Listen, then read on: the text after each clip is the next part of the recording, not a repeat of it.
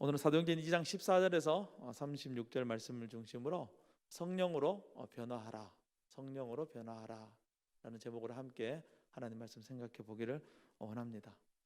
사도행전 2장은 정말 중요한 말씀이에요. 민혁 형제, 왜 중요한 말씀이죠?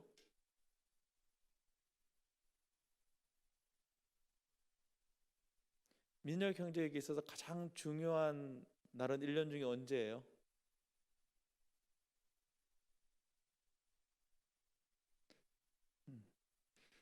마음이 안 맞네. 어린아이에게 있어서 1년 중 가장 중요한 날은 자기 생일날이에요. 자기 생일날. 그날만 손꼽아 기다리죠. 저희 집도 새해 달력을 받으면은 7월달 달력을 착 넘겨서 자기 생일에다가 빨간색으로 동그라미 아주 크게 쳐놔요. 이날이 나의 생일이니 온 가족은 반드시 기억해야 돼 할지어다, 이렇게 하면서 딱 해놓는 것이죠. 오늘 사도행전 2장이 우리에게 있어서 너무나도 중요한 이유는 교회의 생일이 기록되어져 있기 때문에 그래요. 교회의 생일.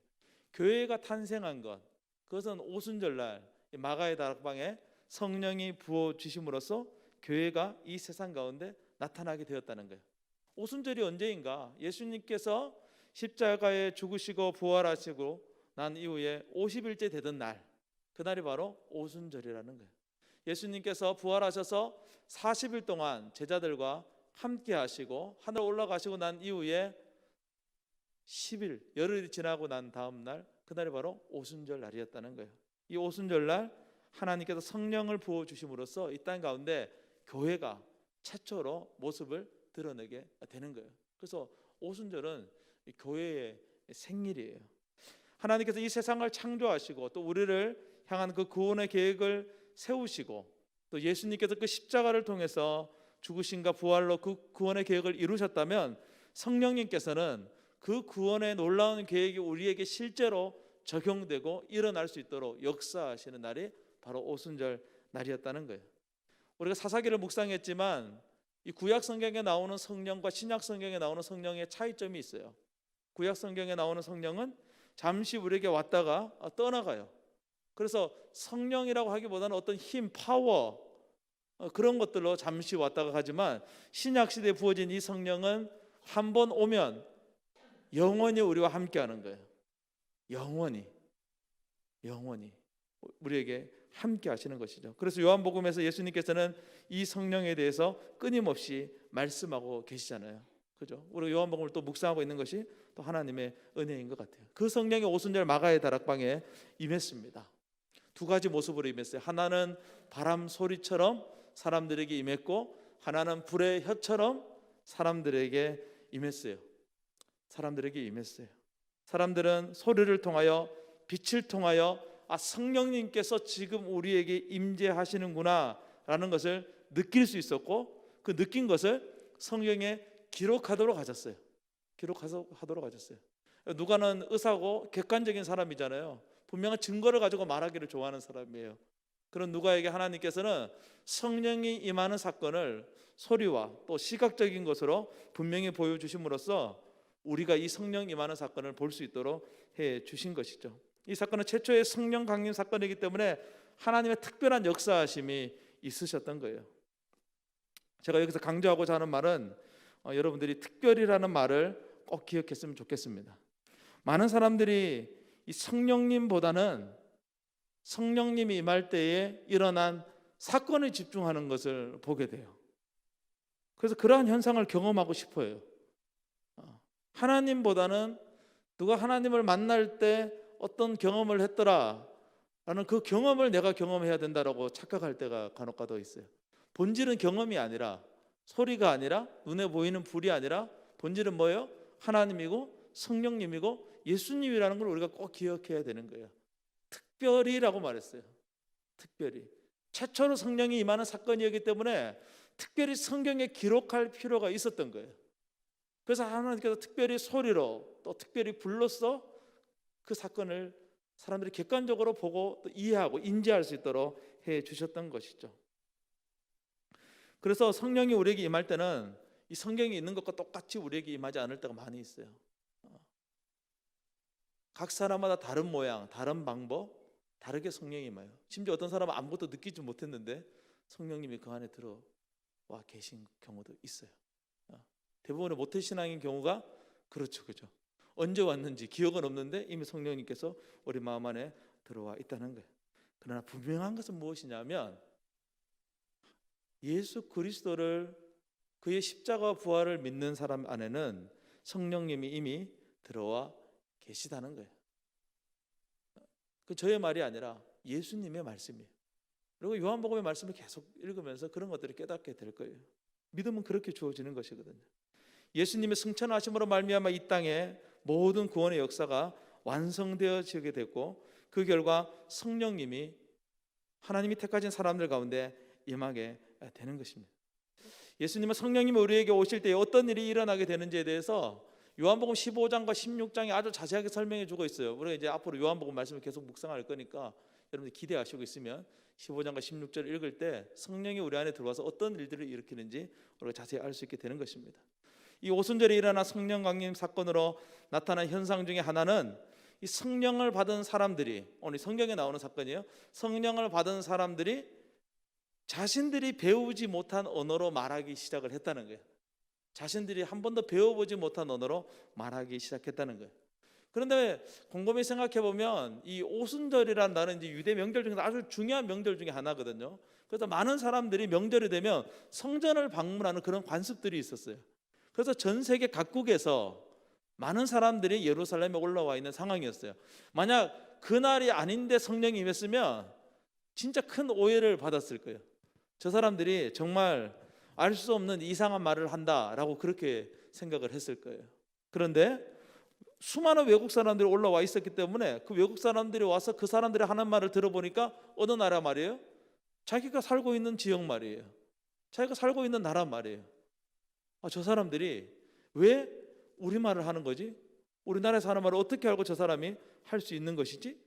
하나님께서 하필이면 그날 그런 일들을 일으키셔서 이 사람들을 통해서 이 위대한 일들이 일어나게 한 것이죠. 그럼에도 불구하고 어떤 사람들은 이렇게 성령을 받은 사람들을 가리켜서 뭐라고 말합니까? 저 사람들이 낮술을 마신 게 아니냐, 이렇게 말하는 것이죠. 베드로가 지금 우리가 아침 9시인데 우리가 술을 마셨다는 말이 되냐라고 하면서 담대하게 앞으로 나가서 이렇게 선포하는 것이죠. 우리가 술 취한 것이 아니다. 우리가 술 취한 것이 아니다. 지금 이 일은 성령의 임재를 통해서 일어난 일이다라고 담대하게 사람들에게 말씀을 전하는 내용이 나와요. 성령이 임하자 베드로가 변화됐어요. 베드로 하면 우리가 딱 생각나는 게 닭이 울기 전에 3번 부인한 사람. 너무 그걸로만 이 베드로를 우리가 조금 이렇게 좁게 보는 거는 약간 문제가 있기는 하지만, 이랬든 저랬든 베드로 하면 뭔가 도망치는 사람, 그런 겁쟁이, 이런 별명을 가지고 있어요. 그런 이미지가 떠오릅니다. 그런데 오늘 이 오순절 성령 강림 사건 이후에 베드로는 완전히 변화되어졌어요. 오늘 말씀 시작을 보니까 소리를 높여 말했다, 이렇게 말하는 거예요. 소리를 높여 말하는 거예요. 도대체 무슨 말을 하는 것이냐? 알지도 못하면서 이 일이 하나님으로 말미암았다는 걸 내가 너에게 설명해 볼 테니 나의 말을 들어라 라고 말하는 거예요. 그 내용이 오늘 우리가 읽은 이 36절까지 긴 내용이었어요. 그런데 이 긴 내용의 이 핵심은 하나죠. 예수 그리스도께서 십자가에 죽으시고 예수 그리스도께서 부활하셨다는 거예요. 우리는 이것을 복음이라고 말합니다. 베드로는 성령으로 변화되어서 복음을 담대하게 전파하고 있는 것입니다. 2장 14절에서 36절은 이 성령으로 변화된 사람들의 모습을 보여주고 있어요. 긴 내용이에요. 우리의 관심을 끄는 많은 내용들이 있습니다. 그러나 핵심은 성령이 임하면 우리는 복음을 전하는 사람으로 바뀌어지게 된다는 거예요. 바뀌어지게 된다는 거예요. 이것이 오늘 이 긴 말씀의 아주 중요한 핵심 흐름이라는 거예요. 여러분들이 성경을 읽을 때에 이제 항상 이제 제가 모닝방에서도 늘 강조하는 것 중에 하나인데, 성경을 읽을 때 여러분들이 항상 명심해야 되는 건 무엇이냐면 여러분들이 충분히 이해할 수 있어요. 우리는 성경을 읽으면 오늘 말씀도 읽어도 막 모르는 단어들이 있잖아요. 주의 크고 영화로운 날이 이르기 전에 해가 변하여 어두워질 것이고 달이 변하여 피가 될 것이다. 도대체 달이 변해서 피가 된다는 이 말이 무슨 말일까? 여기에 꽂히면 이제 이 말씀을 제대로 해석할 수가 없는 거예요. 그럼 하늘만 쳐다보고 있겠죠. 밤에 목사님이 그랬어. 성경에 달이 변해서 피가 된대. 달이 빨개지면은 예수님이 다시 오시는 건가? 이렇게 생각하면 이제 이단으로 이제 가는 거예요. 성경은 우리가 충분히 이해할 수 있는 문학 작품이에요. 문학 작품이에요. 그 시대에 이 성경을 읽었던 사람은 여러분들보다 훨씬 어떻게 보면은 이 배움이 적었던 사람들이 이 성경을 읽었다는 걸 여러분들이 기억하면 좋겠어요. 그런 사람들이 충분히 이해할 수 있는 내용으로 되어져 있어요. 이해할 수 있는. 그래서 큰 흐름을 우리가 파악하는 게 중요하죠.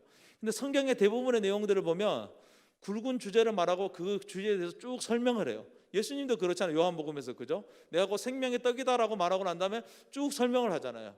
성경은 다 그렇게 되어져 있어요. 오늘 말씀은 이미지로 먼저 보여줘요. 성령이 임하면 어떻게 변화되냐? 베드로처럼 변화된다, 이렇게 말하는 거예요. 베드로가 어떻게 변화되었어요? 복음을 부끄러워하는 사람에서 복음을 자랑하는 사람, 복음을 드러내는 사람, 아니 소리를 지르면서 복음을 전하는 사람으로 변화되어졌다는 거예요. 설교 끝. 성령이 우리에게 임하면 우린 변화돼. 어떻게 변화돼요? 복음을 전하는 사람으로 변화되게 된다는 거예요. 그럼 그 복음이 무엇이냐? 그 복음에 대해서 쭉 설명하고 있는 거예요. 근데 우리가 이제 36절까지 읽으니까 너무 힘이 들어요. 막 도대체 복음이 이제 사라지기 시작할 때쯤 36절에 다시 한번 결론을 또 내주잖아요. 그런즉 이스라엘 온 집은 확실히 알지니, 내가 한 줄로 설명하겠다. 너희가 십자가에 못 박은 이 예수를 하나님이 주와 그리스도가 되게 하셨다. 이 말씀 오늘 긴 내용에 그냥 모든 내용이에요. 함축적인 내용이에요. 함축적인 내용.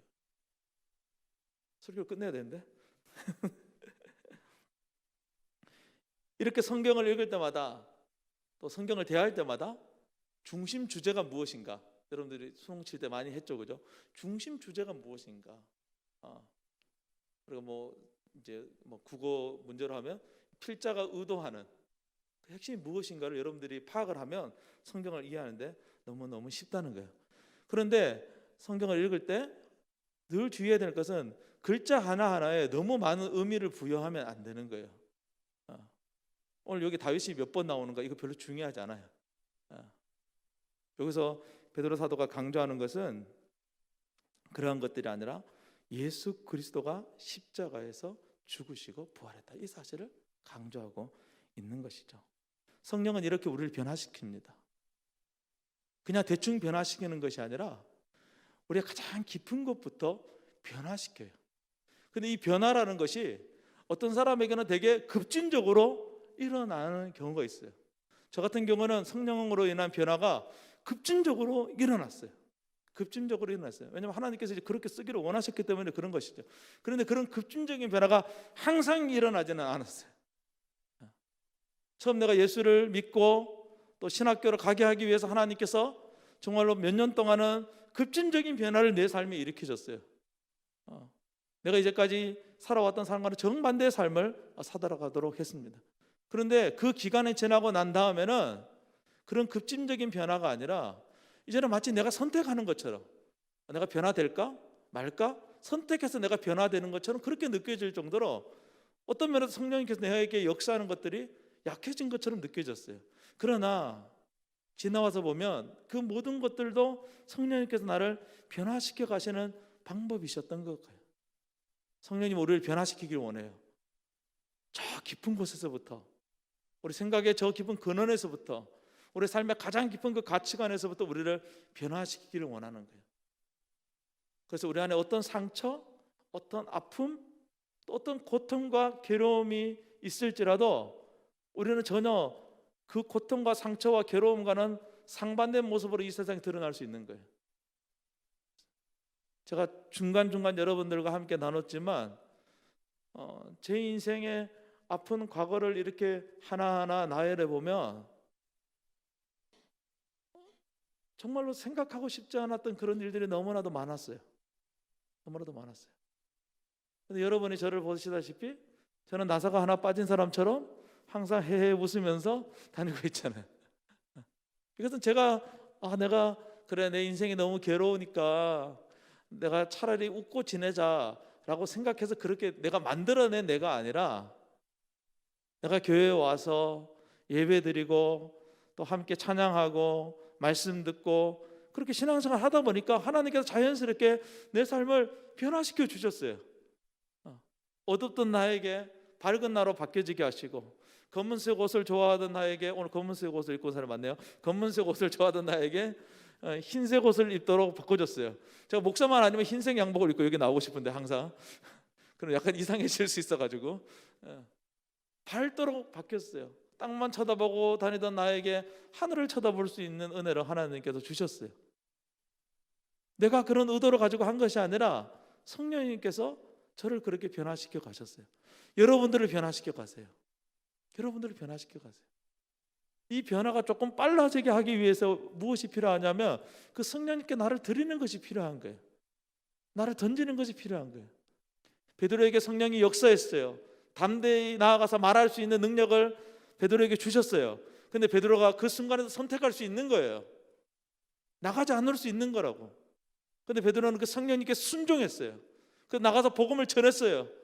그래도 오늘 말씀 다음 주에 보겠지만 수천 명의 사람이 이 베드로의 보잘것없는 설교를 듣고 변화돼요. 학문적으로 보면 베드로가 하는 말은 우리가 방금 읽었는데 무슨 내용인지 잘 파악이 안 되는 정도로 잘 파악이 안 되는 내용이에요. 그렇지만 그 말씀에 성령이 역사할 때에 놀라운 일들이 일어나게 된다는 거예요. 저와 여러분의 삶을 하나님께, 성령님께 내어 던질 수 있는 그런 우리가 될 수 있기를 간절히 주님의 이름으로 축원합니다. 오늘 베드로의 핵심을 몇 가지 생각해 보면 이 성령의 임재는 말씀의 성취라는 거예요. 말씀의 성취라는 거예요. 베드로 사도는 가장 먼저 이 요엘 선지자의 예언의 말씀을 가지고 와서 이야기를 합니다. 제가 한번 읽어드릴게요. 16절부터 21절 말씀.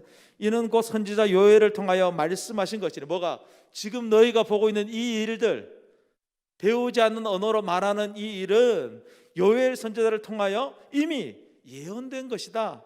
하나님이 말씀하시기를 말세에 내가 내 영을 모든 육체에 부어주리니, 말세가 되면 하나님께서 하나님의 영을 모든 육체에게 부어주시겠다 약속하셨다는 거예요. 말세는 언제죠? 지금이죠. 예수 그리스도가 이 땅에 오실 때부터가 말세의 시작이에요.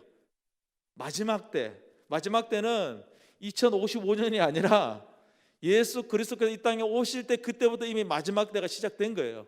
이 요엘 선지자 예언은 예수님에 대한 예언이에요. 말세가 되면 예수 그리스도의 그 십자가 사건 이후에 하나님의 영을 모든 육체에게 부어주리니 그때에 너희 자녀들은 예언할 것이요 너희 젊은이들은 환상을 보고 너희 늙은이들은 꿈을 꾸리라. 그때 내가 내 영을 내 남종과 여종에 부어주니 그들이 예언할 것이요. 여러분 여러 가지 말들이 나오잖아요. 그죠? 환상이 있고 꿈이 있고 또 예언하고 막 이런 것들이 막 나와요. 그럼 우리 이런 단어들을 이제 생각을 해보는 거죠. 막 의미를 부여해 봅니다. 그래, 젊은이들이 환상을 본다. 이거는 뭘까요? 비전을 갖게 된다. 뭐 이렇게도 이해를 하기도 하고, 너희 늙은이들은 꿈을 꾸리라. 그래, 나이가 들어도 하나님에 대한 어떤 꿈을 가지고 있어야지. 이렇게 개인적으로는 적용할 수 있어요. 그러나 오늘 말씀은 그런 내용이 아니에요. 하나님의 영이 모든 육체에게 부어진다고 했잖아요. 그 모든 육체가 무엇이냐? 젊은이, 늙은이, 남자종, 여자종, 대표적인 사람을 말하는 거예요. 모든 사람에게 차별 없이 누구든지 예수 그리스도를 구주로 영접하는 사람에게 성령이 부어지게 될 것이라는 거예요. 그때 일어나는 일들이 무엇이냐면 성령을 받은 사람이 입술에서 복음을 전하게 된다는 거예요. 복음을 전하게 된다는 거예요. 그것들이 예언, 환상, 뭐 꿈 이런 걸로 다른 단어로 표현되어져 있는 거예요. 문학적 표현인 것이죠. 우리의 삶에 그런 변화가 있다는 거예요. 우리가 참으로 예수 그리스도를 우리 구주로 영접하고 더 쉽게 우리가 정말로 매일매일 이 모닝빵을 듣고 또 아니면 스스로 매일매일 하나님의 말씀을 큐티하고 아니면은 우리가 공동체 성경을 읽게 되면 우리 안에 무슨 일이 일어나냐면 내가 가지고 있는 이 복음을 전하고 싶은 마음이 자연스럽게 생긴다는 거예요. 자연스럽게 생긴다는 거예요. 여러분 그렇게 변화된 것 같아요? 제가 여러분들을 만나서 이야기를 해보니까 1차적으로 내가 변화된 줄 몰라. 근데 여러분들이 변화됐어요. 정말 많은 변화들이 되었어요. 여러분들도 모르게 복음을 전하고 싶은 마음들이 막 생겨나고 있어요. 생겨나고 있어요. 그것이 바로 성령이 우리에게 일으키는 변화라는 거예요. 성령이 우리에게 일으키는 변화라는 거예요. 하나님의 성령이 부어지면 그런 일이 일어나게 된다는 거죠. 근데 그것은 이미 구약 성경에 예언되어져 있었다 이렇게 말하는 거예요. 구약 성경을 다른 말로 하나님의 약속 또 언약 이렇게 표현하거든요. 하나님께서 약속하신 일이 지금 일어났다. 성경에 있는 내용이 지금 일어난 것이니 너희가 그렇게 우왕좌왕할 필요 없고 신기해할 필요 없다라고 말하고 있는 거예요. 하나님의 말씀이 이루어진 사건이라는 것이죠. 성령이 우리에게 부어진 것이. 여러분, 생각보다 많은 사람들이 구원을 받고 싶고 생각보다 많은 사람들이 예수님을 알고 싶다는 사실 여러분들 알고 있나요? 우리는 참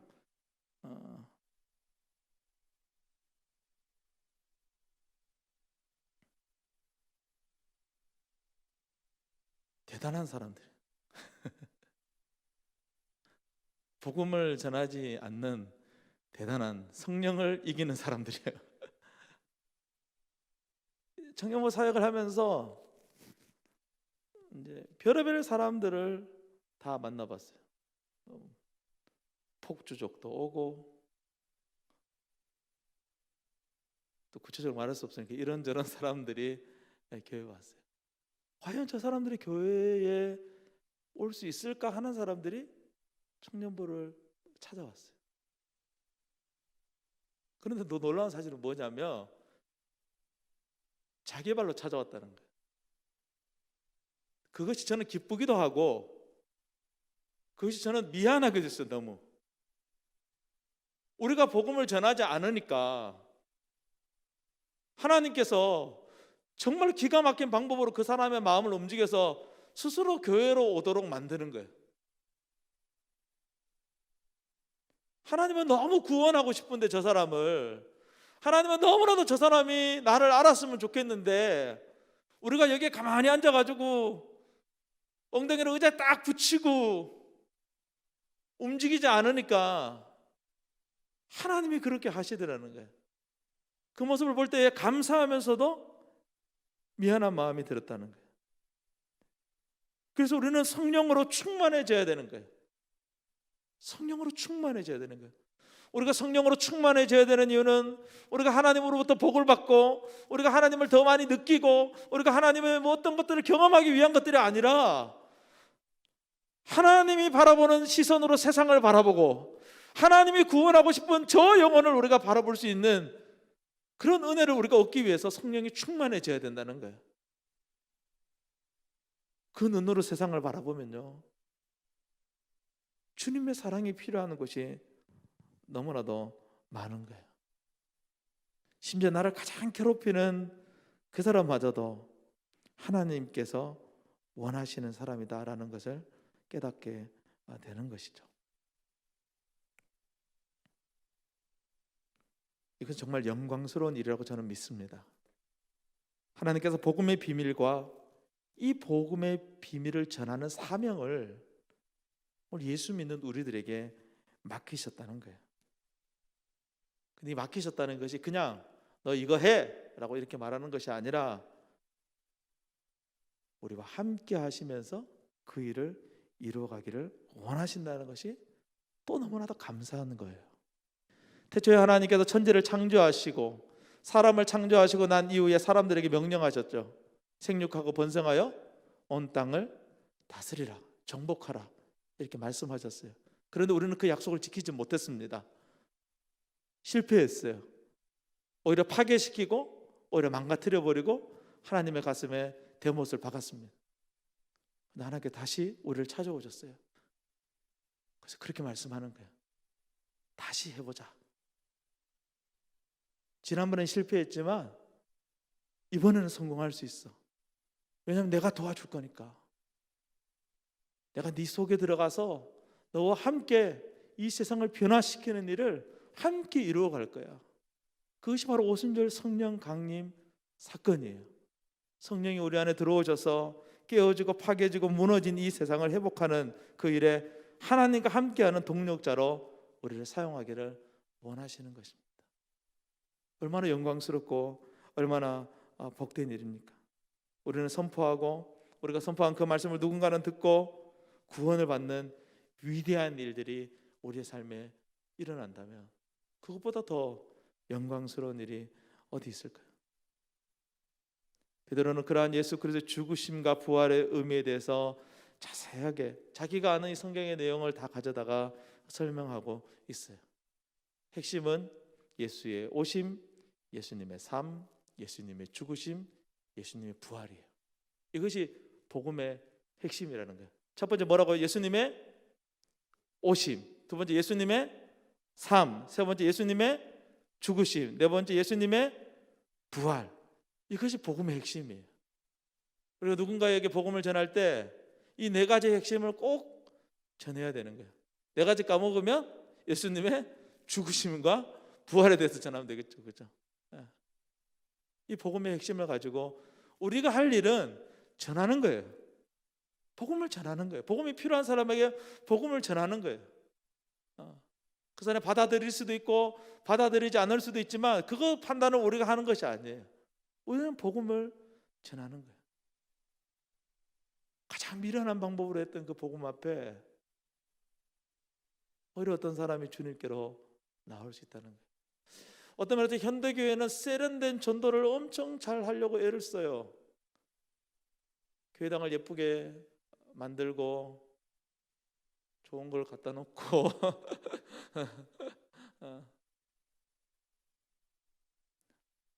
따뜻하게 하고 음악도 틀고 막 해요. 그런데 와야 알지. 초대는 하지 않고 여기 음식을 잔뜩 차려놓고 손님이 오기를 기다리는 그런 어리석은 사람처럼 살고 있지는 않은지. 누가 가서 초대하죠? 전도사님 해야죠. 전도의 전문가시니까 우리가 가서 해야 되는 것이죠. 모든 사람, 성령을 받은 모든 사람이 나가서 복음을 전해야 되는 것이죠. 제가 20년 전에 친구를 따라서 친구 집에 놀러를 간 적이 있는데 안산에 있는 상록수역이었던 것 같아요. 그 상록수역에 내렸더니 친구 아버님이 상록수역에서 기다리고 계시더라고요. 그랬더니 옆에 서래요. 그래서 친구랑 같이 옆에 섰어요. 근데 큰 소리로 말하래요. 그래서 큰 소리로 따라했어요. 예수 천당 불신 지옥. 개척교회 목사님 한 5분 나오셔가지고 상록수역 앞에서 사람들이 쏟아져 나올 때마다 예수 천당 불신 지옥 이렇게 외쳤어요. 근데 저는 그때 예수님 믿은 지 얼마 안 됐기 때문에 예수님 믿으면 다 이렇게 하는 거구나 그렇게 생각을 했어요. 그래서 그 옆에서 열심히 외쳤어요. 목이 터져라. 근데 하나님께서 그날 저에게 보여주고 싶으셨던 것 같아요. 어떤 청년이 그 목사님 있는 쪽으로 걸어오더라고요. 걸어오더니 와서 하는 말이 자기 예수님 믿고 싶대요. 그래서 목사님들이 그 청년을 위해서 기도해 주니까 그 청년이 남자 청년이었는데 막 울면서 복음을 영접하더라고요. 그 저는 예수 믿은 지 얼마 안 됐기 때문에 이렇게 하면 사람들이 와서 예수님을 믿고 영접하는구나. 성경에 있었던 내용들이 내 눈앞에서 일어나니까 세월이 아무리 지나도 그때의 기억이 잊혀지지 않는 거예요.